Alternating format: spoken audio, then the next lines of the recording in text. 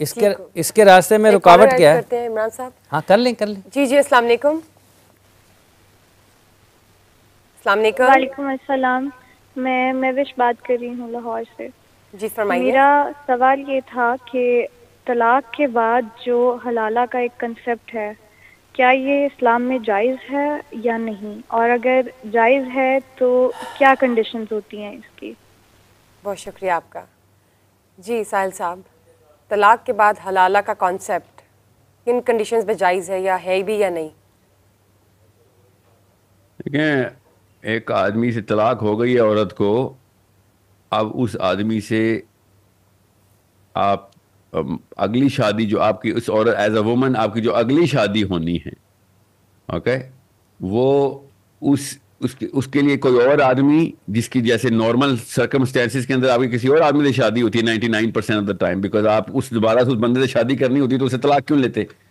तो जब आप दूसरी शादी कर चुके होते हैं किसी और आदमी से, उससे भी तलाक हो जाए, तब आप अपने पहले शौहर से शादी कर सकते हैं। इस चीज को जबरदस्ती कराया जाए, इसको हलाला कहते हैं। नाउजुबिल्लाह, ये गुनाह हमने खुद शुरू किया हुआ है।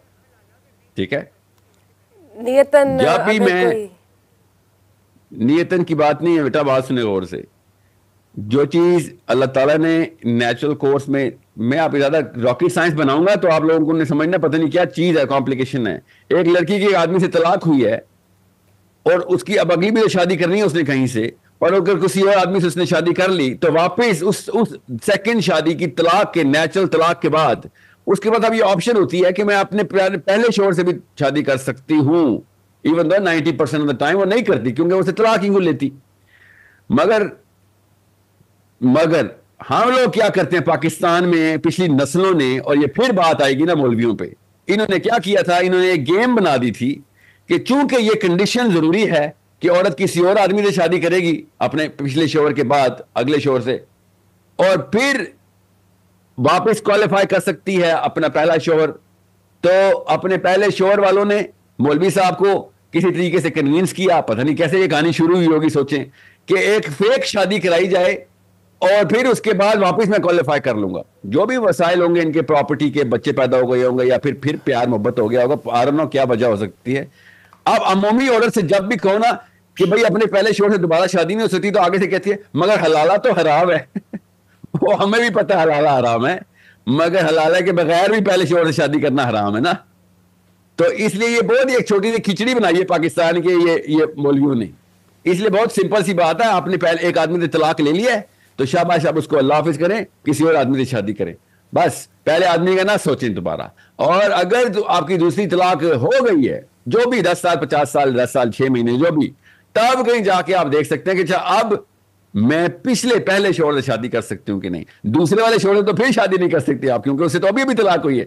मगर हमने क्या किया है, हमने ऐसा कोई 2 नंबर तरीके से हलाला कराने के एक नया लफ्ज निकाला है कि जी, क्योंकि हलाल से निकलता है हलाला, कि जो पहला शौहर हलाल तब होगा जब दूसरे शौहर से शादी होगी। तो वो एक पूरी एक गिरा लगा दी हुई है और हर इंसान कंफ्यूज्ड है और ऐसी कोई बेबरकती फैलाई हुई है। सो जब भी मैं ना अभी कुछ केसेस डील कर रहा हूं, इसलिए मुझे पता है कि वो पाकिस्तान में नहीं है, तो उधर क्या क्या फतवे चलते हैं, उधर क्या क्या लॉज हैं उन ममालिक के, तो उनको पाकिस्तानियों से मेरी बातचीत होती है। तो जब भी ये वाला केस मेरे सामने आता है तो मैं कहता हूं भाई आप पहले शौहर से दोबारा तो शादी नहीं कर सकती, तो कहते हैं मगर हलाला तो हराम है।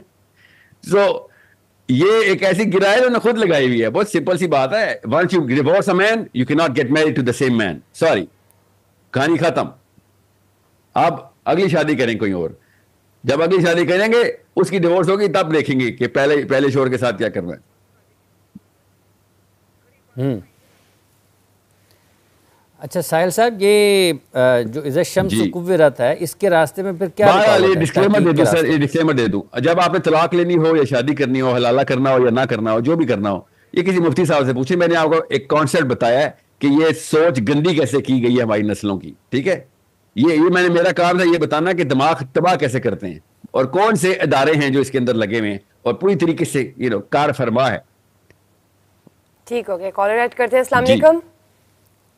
वालेकुम सलाम, मैं उस्मान बात कर रहा हूँ लाहौर से। जी फरमाइए। मेरा क्वेश्चन है साहिल साहब से कि मैं चाहता हूँ वो ना एक हिस्टोरिकल चीज है, उस पर थोड़ी रोशनी डालें। मैं पूछना चाह रहा हूँ दीवार गिरिया क्या है और यहूदी इसको पकड़कर जो है वो रोते क्यों हैं? ठीक है, दीवार गिरिया। दीवार गिरिया तालमुद की इजाद है सर, तौरात में ऐसा कुछ नहीं है, ना ही हजरत उज़ैर तक ये मामला था। एक्चुअली हजरत उज़ैर के बाद भी ये मामला नहीं था। मेरे पास कुछ सबूत हैं, कुछ ऐसे अदवार के जिसमें पर आपको पता चलेगा कि बड़ा रीसेंट इन्वेंशन है इनकी। बहरहाल बेसिक कॉन्सेप्ट क्या है, इस दीवार के उस तरफ इनका टेंपल है और वो टेंपल जो है वो चूंकि डिस्ट्रॉय हो चुका है, असल में नहीं है ये जो दीवारें गिरी है इसके ऊपर तो टेंपल नहीं है इनका। ओके,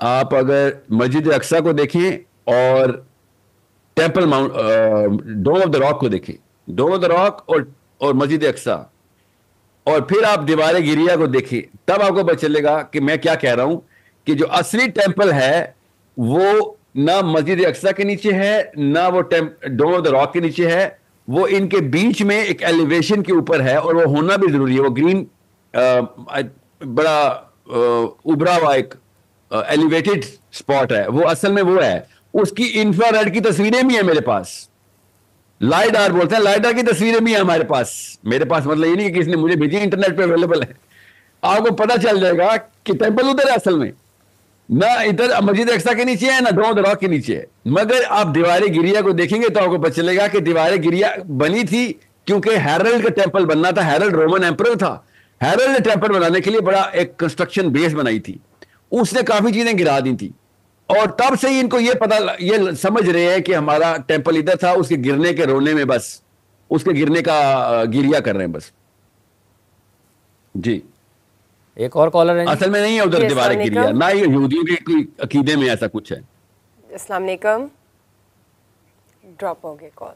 अच्छा साहिल साहब, ये वैसे ये जो जितनी भी क़यामत की निशानियों पे तनाख जो है ना, तनाख वो समझ ले, तनाख एक किताब का नाम है जो ओल्ड टेस्टामेंट जिसको आप बोलते हैं, उसकी ब्यूरो में से तनाख बोलते हैं।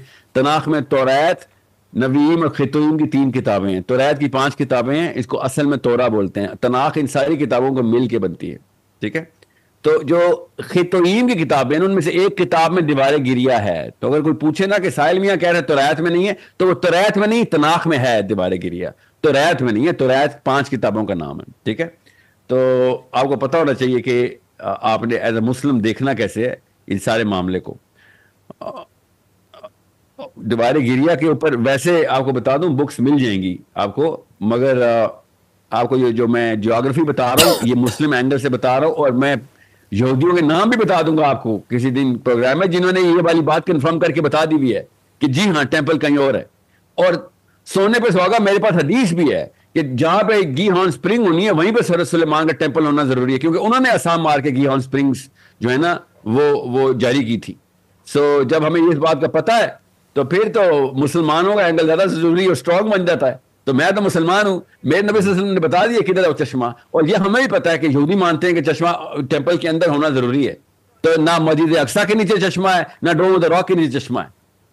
वेयर इज द गीहॉर्न Spring? You will find out where the Wailing Wall is. Wailing Wall किसी और जगह पे है, वो हेरल्ड टेंपल का वो हेरल्ड का बनाया हुआ टेंपल है जिसके गिर्द वेलिंग वॉल है, वो हज़रत सुलेमान का टेंपल नहीं है। Okay, so I am just telling you all, जो वीडियो को बार बार देख के जरा सा समझ जाएंगे एंगल कैसे पकड़ना होता है आपने, ठीक है। I hope everyone is clear कि यू नो ये सवाल क्या था और यू नो कैसे मैंने किसको किया है। बहरहाल तौरात में जेनेसिस, एक्सोडस, लेविटिकस, नंबर्स और डिट्रोनॉमी की किताबें हैं, इसमें ऐसा कुछ नहीं है। ये कोई वेलिंग वॉल हमारे अकीदे में नहीं डाल सकते हम, क्योंकि अगर हम माने भी ना आमनतु बिल्लाहि, जो अल्लाह और उसके रसूल और किताबों पे ईमान रखते हैं, तो उन कुतुब में व कुतुबी के अंदर जो तौरात है वो तनाख नहीं है, वो तौरात है। तनाख के अंदर खितूम भी है, और चले खितूम में ज़बूर भी डाल देते हैं, साम उधर ही है, तो सिर्फ साम की किताब डालेंगे, और बाकी की जितनी भी खितूम है और जितनी भी नवीम है वो उसका कोई ताल्लुक नहीं इस्लाम से ना हमारे से, वो असल में यहूदियों की अपनी बनाई हुई एक कलेक्शन ऑफ बुक्स है, ठीक है जी। कॉलर ऐड करते हैं। अस्सलाम वालेकुम। वालेकुम सलाम जी, मैं फैसल बात कर रहा हूँ फैसलाबाद से। जी फरमाइए। जी मेरा साहिल साहब से सवाल है कि शब मिराज के वाक़या के ऊपर रोशनी डाल दें और साथ ये भी बता दें कि क्या रसूल सल्लम ने टाइम ट्रेवल किया था, टाइम ट्रेवल के मामले पे भी अगर वो रोशनी डाल दें।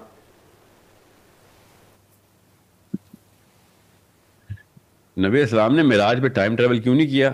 एक अल्लाह, सूरह इसरा कैसे स्टार्ट होती है? हाफिज साहब पढ़े ना जरा, सूरह इसरा स्टार्ट कैसे होती है? सुब्हानल्लज़ी अस्रा बिअब्दिही लैलन मिनल मस्जिदिल हराम इलल मस्जिदिल अक़सल्लज़ी बारकना हौलहु लिनुरियहु मिन आयातिना इन्नहु हुवस-समीउल बसीर।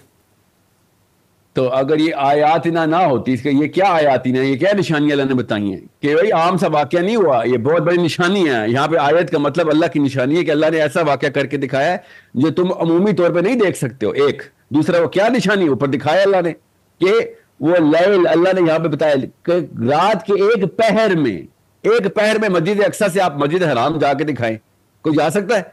और अगर एक जा भी सकता होता, फॉर एग्जाम्पल कोई बहुत ही तेज फ्लाइट पकड़ ली हमने, ठीक है, तो अगला क्या वाकया हुआ मस्जिद अक्सा से ऊपर का, वो मेराज का वाकया हुआ है, वो करके दिखाए कोई, और वो समझ ले कर भी लेता हो, तो भाई वो एक पहर में करके दिखाए। वो एक पहर का मतलब ही यहाँ पे ये हो गया कि the concept of time is. ये आवाज पीछे से बंद कर दें, घूम घूम के आ रही है यार। जी जी जारी रखें मुझे साहिल साहब, वो कुछ ऑडियो का इशू था, वो वैसे ही दिया जी। तो अभी मेरी तरफ से ऑडियो क्लियर है आपकी? जी जी बिल्कुल आ रही है, आ रही है। तो यहां पे अल्लाह ताला ने ये लफ्ज इस्तेमाल करके मैं बता दिया है कि ऐसा नहीं हुआ कि वक्त रुक गया हो, यहां पे वक्त रुका और वापस आया, नहीं, वक्त गुजरा है और फिर नबी इस्लाम वापस तशरीफ लाए।